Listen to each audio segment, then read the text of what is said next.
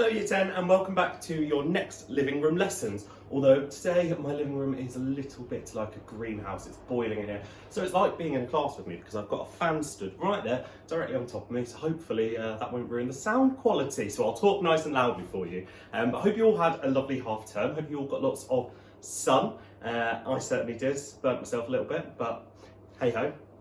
But we do need to crack on with our coasts topic. So what you are going to need today is your exercise book, a pen and a ruler, and your phone, okay? So make sure you've got all of that in front of you, and we will get started. But before we do, as always, we have got your jog your memory. So 3 questions. What is the difference between swash and backwash? What are the 4 types of transportation? And give 1 social, 1 economic, and 1 environmental impact of Typhoon Haiyan. So either answer these straight into your book or out loud or whatever, or preferably scan the QR code or click on the link and go and complete this online so we can see who's doing their work.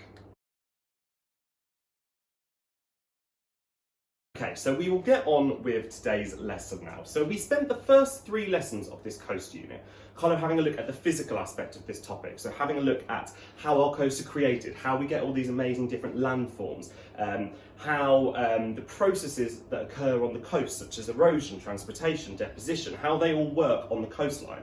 But what we're coming on to now is to have a look at how humans interact with coastlines. And we're going to be thinking about why humans need coastlines, why they need protecting, and what we do to protect them.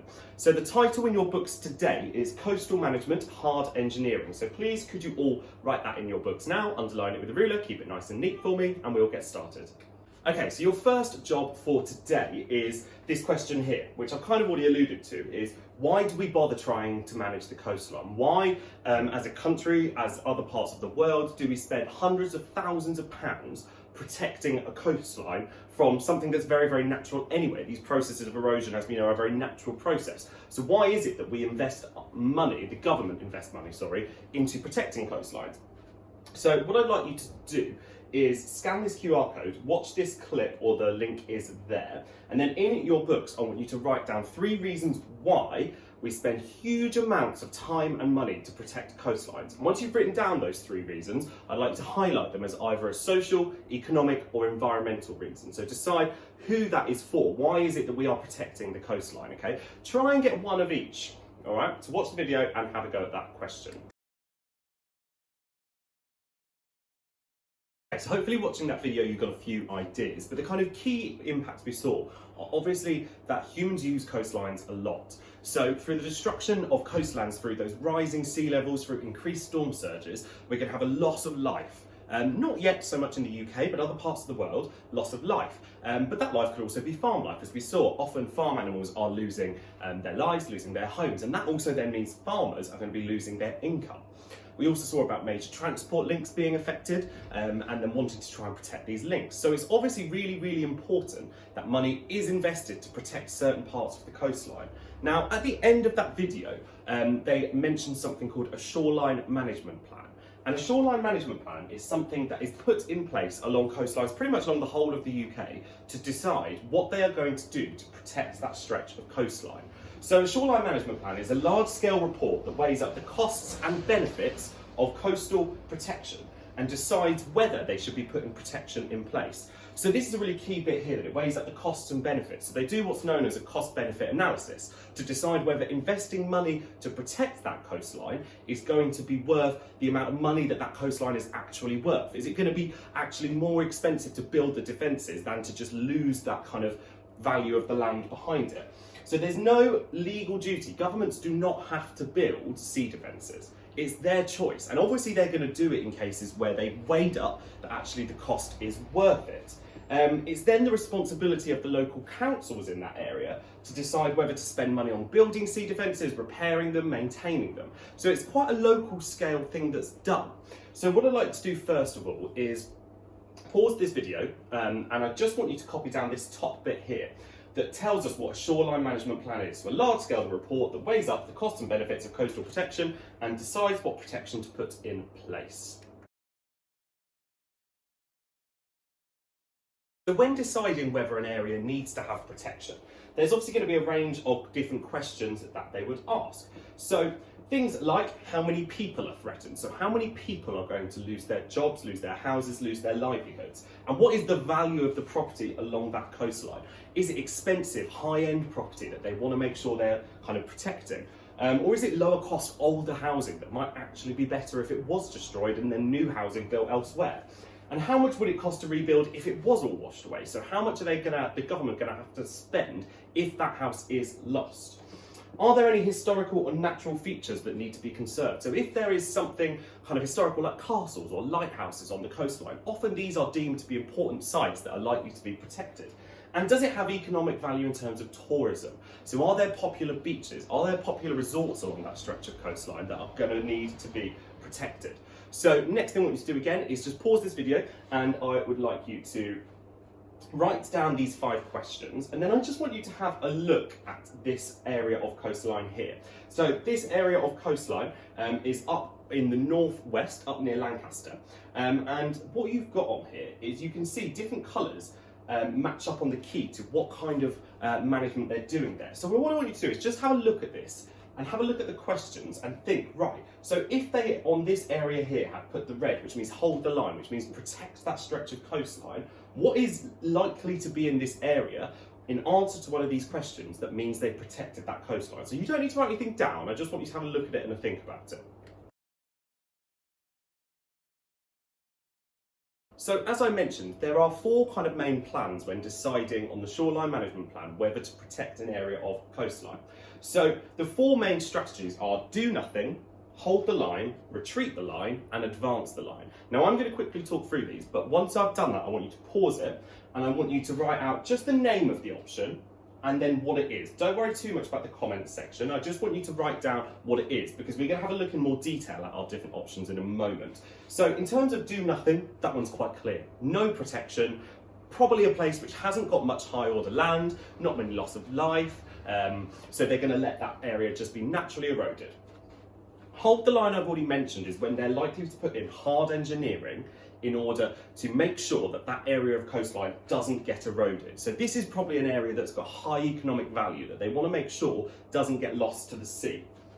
Retreat the line is when they decide to kind of get rid of old existing coastal defences. So maybe 20, 30 years ago they built some sea defences, they might have built a seawall to protect a coastline, but they've now since decided actually it's not worth it anymore. So they might put holes in the seawall to allow the area behind it to be gradually flooded. And we will look at this in more detail next lesson.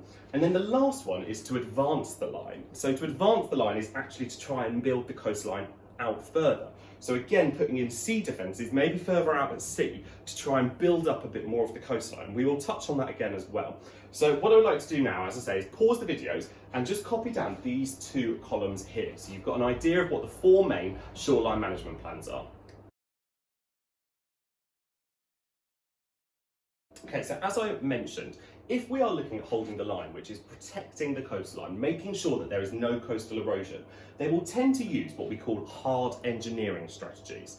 So hard engineering strategies are ways of controlling erosion through using heavy man-made structures, through having wide-scale engineering projects in place. And there are a range of different things they might do to hold the line. So what I'd like you to do next is pause your videos, copy down this key term, watch this video and just soak it up, because in a moment you are going to be doing something with the bits from this video. Okay, so for now just copy down the hard engineering key term. Please make sure you're highlighting all your key terms as well, and we will come back to, well, watch the video and then I'll talk a bit about it afterwards. Okay, so you've watched that video, and that video started to talk through with you some of the different examples of hard engineering. There are a huge range of hard engineering strategies, but what I want you to do is just to focus on 4 of them. So what you should have in your email was a sheet that looks a bit like this, or you can just copy it out. Don't worry too much about the diagrams if you're copying it out, unless you're feeling arty. And our 4 ones that we are having a look at are seawalls, rock armour, groynes, and artificial reefs. So what I would like you to do, in the advantages and disadvantages column, I first of all want you to just write kind of what is good about this strategy, what is not so good. It doesn't have to be a big essay, it can be, as you see here, very effective. So it's a really good method. it can be expensive. I don't want you to write loads, just maybe a couple of bullet points in each. But also what I want you to do is just write a quick definition for these three that haven't got a definition. So we can see that a seawall is already there. But for rock armour, groins and artificial reef, I want you to find a definition and copy that in as well. Obviously, some of this was touched upon in the video you just watched, but you can also go to this link on Bite Size, and on this link, they've got a lot of information you can read through to help you fill in this table, okay? So copy it down, fill in the table, and I'll go through it briefly in a moment. Okay, so hopefully you filled in this table now, and I'm going to talk through it very, very briefly. So rock armour are large rocks that are placed often in place for seawalls, sometimes in place for groin, and sometimes at the base of a cliff. Advantages, they're very effective, so they're really strong, and they are cheaper than a seawall. However, disadvantages is it can cost a lot to transport the rocks, and often it doesn't quite blend in with the environment because they won't necessarily use rocks of that natural geology.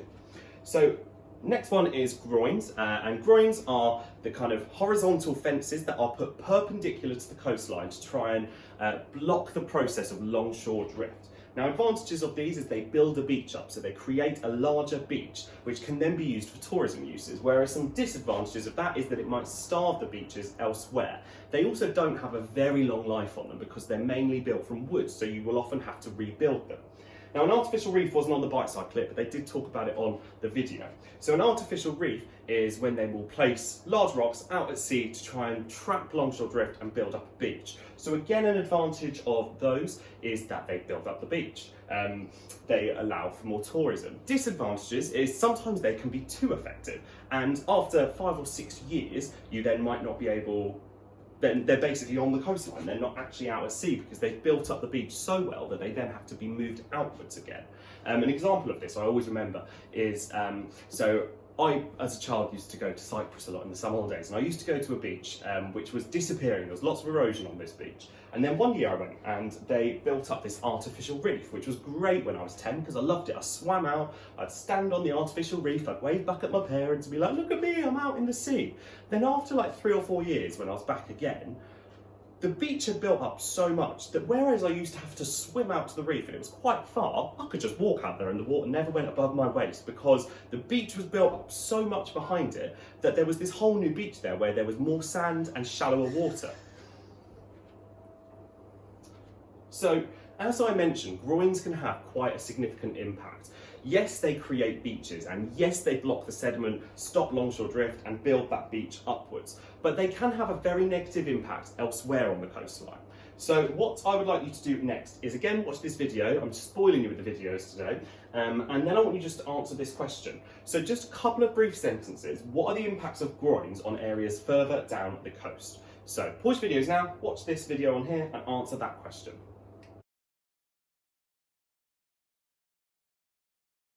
So, as that video told you, the impact of these groins often are, they might create a beach on one place, but further down the coastline, they blocked that sediment from travelling along that coastline. So that then means that there is less of a beach further down the coastline, which if that beach was in front of, say, a cliff face, and it was kind of a natural barrier between the sea and the cliffs, it then means the cliff's going to get eroded more, which obviously would then have the impact of whatever was on top of that cliff face might be lost. So groins are a tricky one because yes, they can be very, very beneficial, but they're not beneficial for everyone, and that's why they cause a bit of controversy. So 2 last things we're going to do today. The first one I want you to have a go at is I want you to have a go at an exam question. Now, this exam question, your teachers are probably going to ask you to send a copy of this because they want to have a look at it and give you a bit of feedback. So please make sure that you are doing this accurately. So the question is, to reduce erosion rates, some planners support the hold the line method of coastal erosion. Explain why there are conflicting views on this method of coastal erosion. Now, I am going to do a very quick little plan for you on this because I want you to make sure that you're giving it your best shot. So this is a 6-mark question. So we know that in a 6-mark question, there is probably going to be 2 P's, okay? So explain why there are conflicting views on this method of coastal management. Because it said views, we know 2 P's, and because it said conflicting, that probably suggests that we're going to have 2 very different opinions. So one opinion is going to be very pro hold the line, and then the other opinion is going to be very against hold can't write as per, hold the line. So what you need to do is give 1p for each. So a fully explained positive of why hold the line is a good strategy for coastal management, and then a fully explained negative. Now, because it's a 6 marker, there's no need for evaluation, there's no need for you to say what your opinion is. I just want you to explain 2 different views. You could also include groups in here, so you could say a group that would be for it would be, and a group that would be against it would be. You don't necessarily have to, but that's quite a good way to structure it, okay? So pause videos and have a proper go at this 6th mark. Please don't spend any more than 10 minutes on this, okay, though?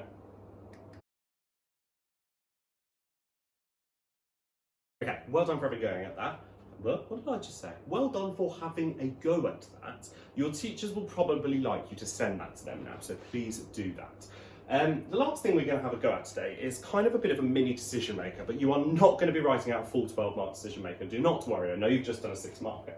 But what I want you to have a think about is if you were a local council and you had a stretch of coastline and you were told, right, we need a new shoreline management plan in this area, what decision would you make? So we've got a few facts about this area. So the facts are, sand is being eroded quickly, the beach is getting thinner. If the council does nothing, the town is at risk of flooding in the future, as is the internationally important peat bog ecosystem directly behind the beach. The beach is an important economic asset to the village and attracts many people to my B&B. Ugly defences might put people off.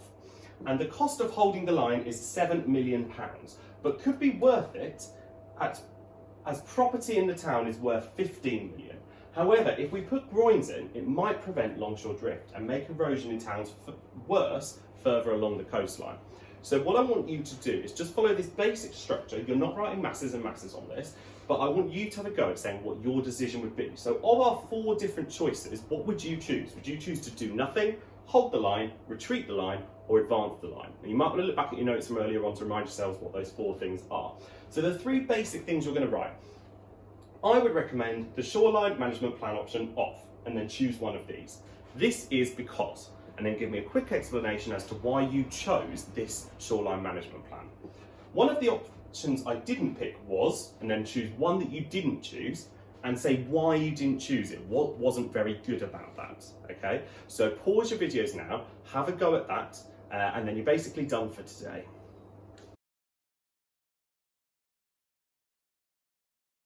Okay, hopefully you've all had a go at that. Your teachers might ask to see this as well, but maybe not, to see what their email says. So, end of today's lesson, well done. What you should have in your books today are the reasons why we should protect the coastline, Shoreline Management Plan definitions and the questions. So what questions do they ask? The 4 different types of Shoreline Management Plan, hard engineering definition, the hard engineering table with those 4 different strategies, the problems of Groynes, so a few sentences explaining what the problems with Groynes are, the 6-mark question, and the Shoreline Management Plan decision.